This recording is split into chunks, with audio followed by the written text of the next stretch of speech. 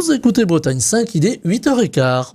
Bretagne 5, l'invité de la matinale. Et ce vendredi matin, c'est Laurence Maillard-Meignery, présidente de Renaissance Ille-et-Vilaine, qui est avec nous. Ex-députée, j'allais pas se dire victime collatérale de la dissolution.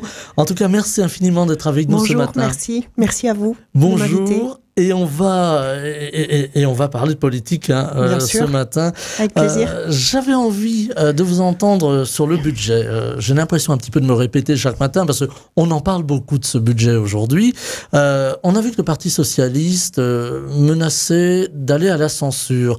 J'allais dire encore une motion de censure, et là on rentre quand même dans quelque chose d'assez inédit, si censure il y a, c'est-à-dire une grande instabilité politique. Et j'ai envie de prolonger ma question en vous demandant, est-ce qu'on avait besoin de ça ?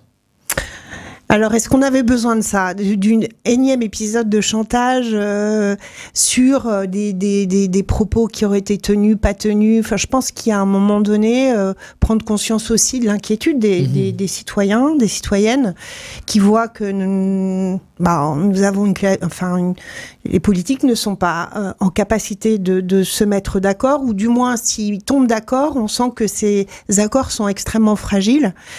Je pense que ça s'explique parce qu'en France, on est un pays qui est absolument pas ou très peu dans la culture de la coalition, contrairement à d'autres pays européens, qui par nature, et vu les institutions, cultivent l'esprit de coalition et le dialogue, quoi qu'il en coûte, d'une certaine façon.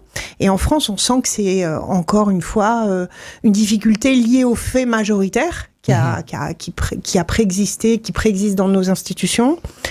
L'Assemblée nationale, c'est une institution du fait majoritaire. Et dès lors que vous n'avez plus de majorité absolue pour décider, eh bien, il faut travailler en coalition. Et là, c'est probablement la culture politique des partis politiques qui est quand même assez dépourvue de capacité à construire une coalition sur la durée. Donc, c'est ce qu'on a vécu pendant presque 2 ans, entre 2022 et 2024.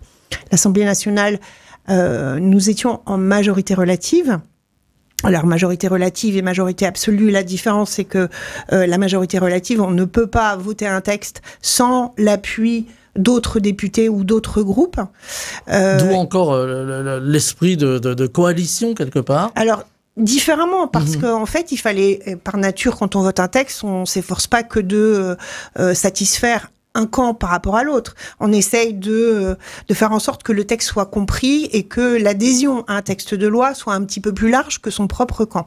Et donc, entre 2022 et 2024, c'est pas forcément connu, mais on a réussi à voter quand même une centaine de textes de loi, petites, et puis des réformes un petit peu plus longues, qui ont engagé des discussions sur plusieurs jours, pour trouver des accords et des ajustements sur des textes de loi. Quand on est législateur, on est soucieux quand même et en responsabilité, c'est-à-dire aussi rapporteur d'un texte ou responsable d'un texte pour son groupe.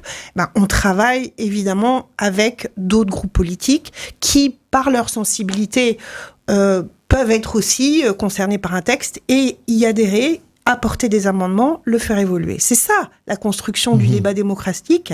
Et c'est ça que les institutions sont garantes de préserver ce débat démocratique. Aujourd'hui, après la dissolution, la situation est pire parce qu'il n'y a plus de majorité absolue du tout et aucun groupe politique n'est en capacité de décider seul, évidemment pas. Mais en plus, c'est plutôt la culture de l'affrontement qui demeure pour des raisons politiques qu'on pourra bien évidemment discuter ensemble au cours de ce moment politique. Mais voilà, il faut prendre conscience que les temps changent et que cette culture du compromis qui est la base de la démocratie apaisée, c'est ça. Et je crois qu'il y a beaucoup de concitoyens et de concitoyennes qui aspirent à ces démocraties apaisées après avoir connu des turbulences qu'on a connues ces derniers mois et ces dernières semaines.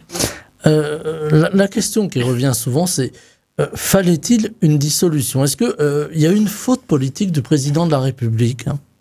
Alors, on ne peut pas parler de faute politique dans la mesure où une dissolution c'est dans les prérogatives du président de la République. Comme nommer un Premier ministre, c'est les prérogatives du président de la République. Donc moi, je suis légitimiste. Un président de la République a le pouvoir de dissoudre l'Assemblée nationale si il estime que le contexte politique est une forme de blocage et ne permet pas d'avancer. Moi, j'ai toujours dit, puisque je suis d'une certaine façon victime collatérale, mais après, c'est un peu facile et rapide de le dire comme ça, mais je pense que nécessairement, on aurait pu arriver à ce point de blocage au moment du vote du budget, qui est un moment important dans la vie politique. Vote le budget, les parlementaires qui appartiennent à la majorité. Ne votent pas le budget, les parlementaires qui veulent être identifiés comme ne pas appartenir à la majorité, par conviction ou par posture politique. Donc, dès l'instant où le budget arrivait, évidemment, on serait arrivé dans cette période d'automne, qui est la période de discussion budgétaire, qui dure longtemps. Hein. C'est pas un vote, le budget, c'est une dizaine de votes en tout, une dizaine de textes, c'est un peu complexe. Et puis, eh bien, on se serait trouvé face à une opposition, et probablement un blocage, et probablement une motion de censure, ce qu'on prédisait plus ou moins tous. Bon. La chose qui nous a un peu tous surpris, c'est que le président de la République a lui-même dit on va pas relier le vote des européennes avec une situation politique nationale. Mais pour autant, c'est ce qu'il a fait. Voilà. Et donc, avec une certaine forme, j'allais dire, de brutalité dans l'annonce, il faut savoir qu'une dissolution, une fois qu'elle est annoncée, c'est un décret de dissolution. Et le lendemain, vous n'êtes plus député, vous licenciez vos équipes, tout s'arrête, tous les dossiers en cours s'arrêtent et le travail à l'Assemblée nationale s'arrête immédiatement, c'est terminé. Voilà. Donc c'est une brutalité au sens de situation, mais qui reste dans les prérogatives du président de la République. Il n'avait finalement, le président de la République, pas de marge de manœuvre. Il fallait forcément passer par la dissolution ou alors tenir tête. Alors moi, je pense que je crois toujours au dialogue, je crois toujours à la capacité que nous avons de le faire, mais il nous faut du temps. Le dialogue, la construction d'un compromis, ça nécessite du temps. Surtout pour les raisons que je vous ai dites un peu plus tôt, c'est-à-dire que quand on n'a pas la culture du compromis, quand même le dialogue, la démocratie, les corps intermédiaires, quand tout est un petit peu grippé par des postures, par un manque de fluidité dans la vie démocratique, si je puis dire, ben on sent bien que ce temps-là, il est forcément nécessaire pour se dire on a un objectif, c'est de créer une coalition, de s'entendre sur une base programmatique, d'y parvenir, mais on avait vraiment le sentiment que tout était figé et très bloqué. Voilà. Donc, ça m'est difficile de juger a posteriori. Est-ce qu'il a eu raison de le faire? Est-ce qu'il a eu tort? Voilà. C'est pas le sujet. C'est maintenant, il faut se projeter dans le moment présent et dans l'avenir. Et il faut certainement que les partis politiques et les personnes en responsabilité œuvrent à trouver des compromis, sans quoi on n'est pas capable de dire dans quelle situation on se trouvera dans les prochaines semaines sans un budget voté. Alors avec justement cette absence de budget et qui cause des problèmes dans le fonctionnement même de l'économie française, on pourrait même aller au-delà de tout ce qui est étatique ou un peu régalien. On le voit dans le monde de l'entreprise. Aujourd'hui, les entreprises, les patrons d'entreprises ne veulent pas investir, ne veulent pas prendre de risques, attendent que ce fameux budget arrive. Est-ce que c'est dangereux, justement, toute cette attente, tout ce temps j'allais presque dire perdu, je ne sais pas, vous allez m'éclairer là-dessus, mais dans le moment où on ne vote pas le budget et qui bloque beaucoup de choses. Alors, c'est pas qu'il y a pas de budget. Il y a une loi spéciale qui a été votée. C'est le budget 2024, finalement. Exactement. Donc, qui prolonge un certain nombre de dépenses qui ont été déjà entérinées. Pour autant, il y a un grand nombre de missions qui ne sont pas possibles en l'absence d'un vote sur le budget pour 2025. C'est à la fois le budget de la sécurité sociale et le budget de la France sur les politiques régaliennes et autres. Donc, on peut se dire, on peut continuer comme ça, mais ça n'a aucun sens. Et d'ailleurs, la loi spéciale, elle dit le minimum de ce qui peut, le minimum de ce que peut permettre de faire fonctionner un État. Mais ça, c'est absolument pas durable et c'est dans le temps, c'est pas possible. Absolument, situation dégradée, voire même des recrutements qui peuvent pas se faire, des missions qui peuvent pas s'accomplir sur tout un ensemble de sujets, y compris sur les sujets régaliens importants. Donc l'armée, l'éducation nationale et beaucoup beaucoup d'autres missions régaliennes de l'État. Donc, on peut pas se satisfaire d'une situation comme celle-ci. Et puis, ça crée un climat de défiance, d'anxiété, d'inquiétude. Et comme, évidemment, un grand nombre de choses, mais l'économie, les chefs d'entreprise, le monde économique sont très reliés à un climat de confiance ou de défiance. Et puis, c'est une vision dégradée de nos institutions qui n'inspire pas cette confiance, qui donne une image de la France ingouvernable. Et je pense que cette inquiétude, elle se ressent un peu dans toutes les strates de la société, économique, sociale et environnementale aussi, puisqu'il y a des sujets environnementaux et climatiques très reliés à tout ça aussi. Voilà, donc on peut que le déplorer et on peut que, en ce qui me concerne, appeler à la raison les responsables politiques d'arrêter cette surenchère permanente.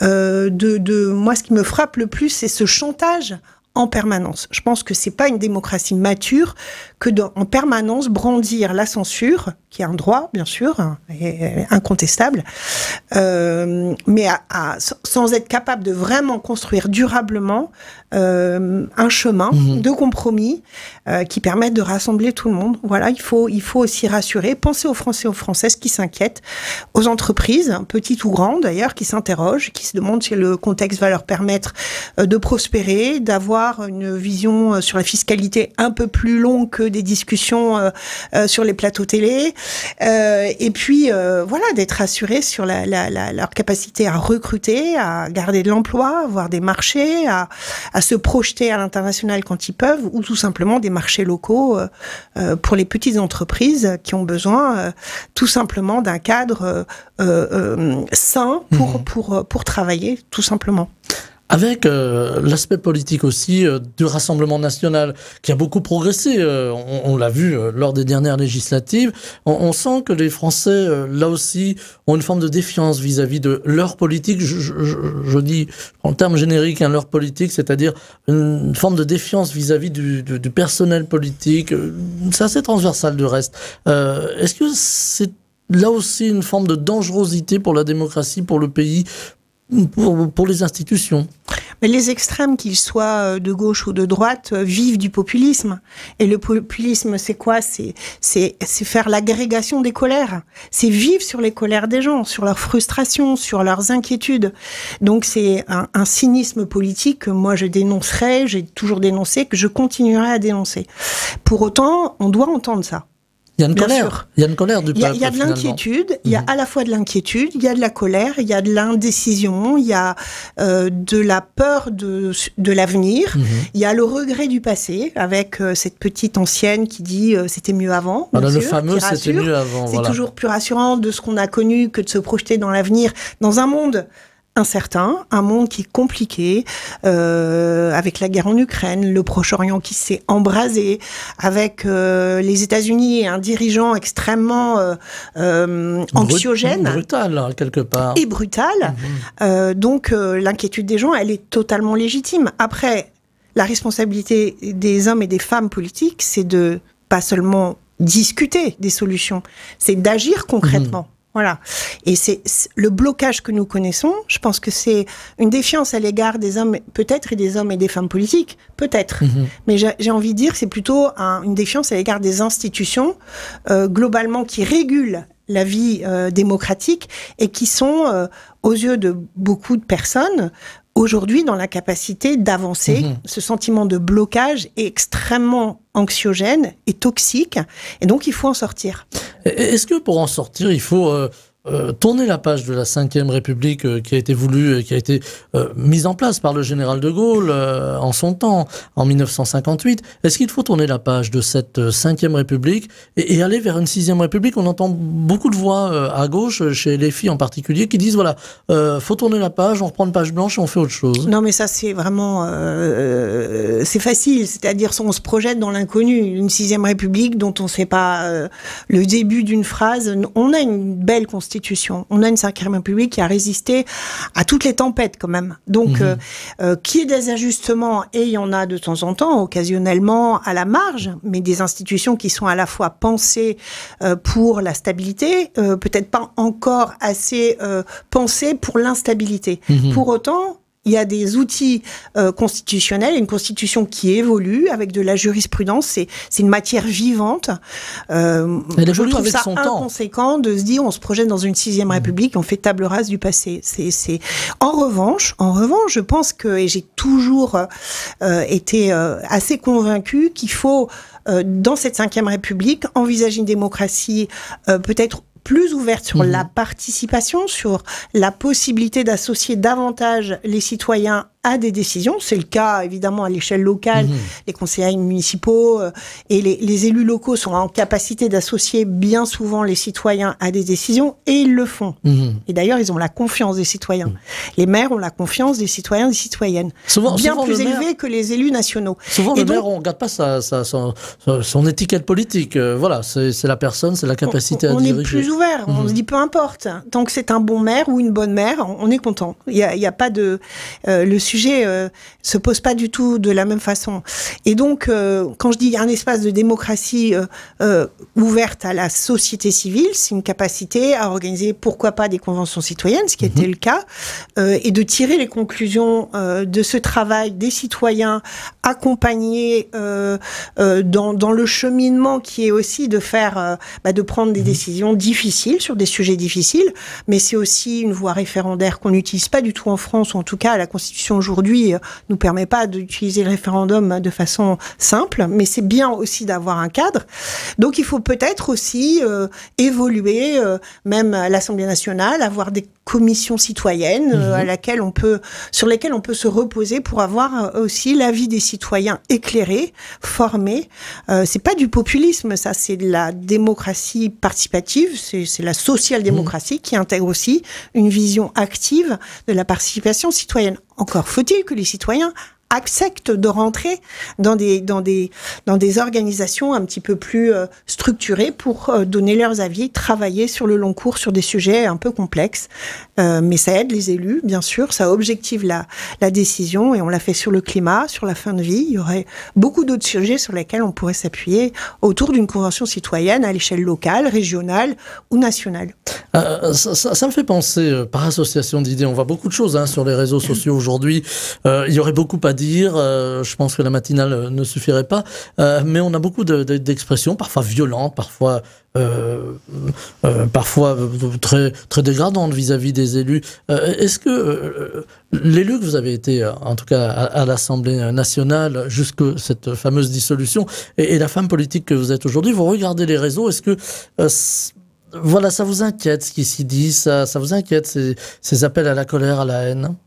Je pense les réseaux sociaux, c'est une caisse de résonance extrêmement forte et puissante qu'on n'avait pas avant, et qu'aujourd'hui on doit non pas forcément dompter, mais il faut réguler, bien entendu, avec de la modération. On en parle beaucoup, cette question de X. C'est un vrai sujet, avec bien sûr. Twitter. La question des réseaux sociaux en général. Pour répondre à votre question, il y a aussi... Quand on est parlementaire, on siège à l'Assemblée nationale et on a un rôle de législateur. Et moi, j'ai eu beaucoup de chance dans un mandat et demi presque d'avoir des responsabilités à l'Assemblée nationale, d'être présidente 2 ans de la Commission de développement durable et de l'aménagement du territoire. C'est des belles responsabilités que de présider une commission parlementaire. D'ailleurs, c'est Sandrine Lefeur qui la préside aujourd'hui. C'est la députée de Morlaix Renaissance. Tout ça pour vous dire qu'en fait, on a aussi un travail sur le terrain qui est indispensable. Un élu qui prend des décisions au niveau national est forcément loin des préoccupations, ou en tout cas peut s'en tenir à distance s'il souhaite s'en tenir à distance. Moi, j'ai toujours été sur le terrain. Les Français reprochent un petit peu cet éloignement, justement, des élus qui sont... certains parlementaires, tous, voilà, il ne s'agit pas de jeter l'opprobre. Je pense que les parlementaires ont tous à cœur d'être proches de leurs concitoyens, de leur circonscription, d'où l'intérêt des circonscriptions. Et aucun parlementaire aujourd'hui ne pourrait être élu s'il n'était pas proche et en situation d'être sur le terrain, bien sûr. Tout dépend de la sociologie électorale, bien entendu. Mais je pense que ce lien avec le terrain, c'est pas une idée creuse. C'est la réalité, c'est d'être aussi présent. C'est pour ça que c'est un mandat extrêmement prenant, parce que vous êtes à la fois tenu d'être présent à l'Assemblée nationale pour les votes, pour travailler les textes, mais aussi au contact de vos concitoyens dans la mesure du possible pour expliquer ce que vous faites. Donc, c'est des moyens de communication via les réseaux sociaux, bien entendu, mais c'est des lettres d'information, c'est des newsletters, c'est des réunions publiques, c'est le contact que vous avez à l'occasion d'un événement dans une commune auquel vous êtes invité et auquel vous avez le contact avec les citoyens. Et puis, il y a aussi les postures des élus. Il y a certains élus qui sont en recherche de modération, de pédagogie, d'explication. Et puis, vous avez des élus qui sont dans la provocation constante. Et moi, je dénonce aussi à l'Assemblée nationale, ce que beaucoup de gens réprouvent aussi, c'est cette violence verbale qui est du plus mauvais effet, notamment par rapport aux règles et au respect de la démocratie, du débat public, alors que vous apprenez à vos enfants à être dans la vie, dans la cité, des personnes respectueuses, et à l'école aussi de s'écouter. Bon, là, vous avez un exemple qui démontre que les élus sont pas capables de cette maturité pour au moins montrer que l'institution, elle est capable d'avoir un débat apaisé. Certes, la conflictualité, elle existe, elle doit exister, bien sûr.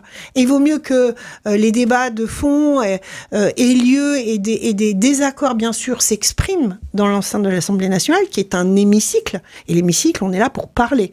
Et donc, seulement, il y a ce degré de violence politique qui, parfois, déconcerte beaucoup, inquiète, et ne montre pas l'exemple. Avec des questions qui sont clivantes. Souvent, on a entendu évidemment ces paroles du Premier ministre François Bayrou, qui a parlé de submersion migratoire, qui a fait beaucoup débattre, qui a fait beaucoup couler d'encre. Et là, on se retrouve avec des sujets clivants, effectivement, comme l'immigration, comme la sécurité. On parlait de sécurité, même à l'échelle locale, hier, avec notre invité de la matinale, le maire de Morlaix, Jean-Paul Vermaux, qui se bat sur le terrain contre la progression du trafic de drogue. Là aussi, le terrain, la législation, enfin en tout cas la loi, je vais y arriver, la loi, et pouvoir arriver à allier les deux et dépassionner le débat quelque part. Ce sont des sujets extrêmement sensibles. Et comme ce sont des sujets extrêmement sensibles, d'abord, moi, je ne fais jamais la liaison entre insécurité et immigration. Voilà, j'ai mis les deux sujets côte à côte. Je comprends. Voilà, d'ailleurs, c'est assez... beaucoup font ce lien-là. Donc, les faits démontrent que non. Bien sûr qu'il peut y avoir de ci et de là. Les sujets peuvent se percuter, bien entendu. Mais il faut les dissocier. Parce que si on les dissocie pas, eh bien, on se retrouve dans une espèce de lessiveuse populiste et anxiogène. Donc, il faut faire attention aux mots qu'on emploie. Aux mots qu'on emploie. Et quand le Premier ministre utilise le terme de submersion, c'est le terme qu'utilise l'extrême droite de façon courante pour signifier qu'il y a cette forme d'énorme vague contre laquelle on serait dans l'incapacité de réguler et cette façon d'être noyé dans un grand emplacement. C'est ça les théories d'extrême droite, quelles qu'elles soient, et d'inquiéter les gens. Tout compte fait, de mettre à mal notre pacte républicain, du bien vivre ensemble, de la richesse de la diversité, notre capacité à accueillir aussi. La France est un pays qui a toujours accueilli des populations, des réfugiés. Il n'en demeure pas moins qu'on s'interroge sur un sujet évidemment du quotidien qui questionne l'Europe et qui questionne tous les pays riches, entre guillemets, qui ont à la fois du pouvoir d'achat, une capacité aussi à avoir un destin plus enviable que dans des pays pauvres qui subissent des guerres, du changement climatique, des exactions en tout genre, que ces pays soient attirés par l'Europe, les États-Unis ou d'autres pays riches, on peut le comprendre. Maintenant, comment on répond ? D'abord, c'est l'Europe qui doit répondre. Parce que nous sommes dans l'Europe. Et l'Europe, les frontières sont européennes. Avec des pays qui sont pas toujours d'accord. Alors, les pays sont pas d'accord. Voilà, on pense à la Hongrie, par exemple. Mais ils l'ont été quand même pour voter le pacte asile-immigration européen.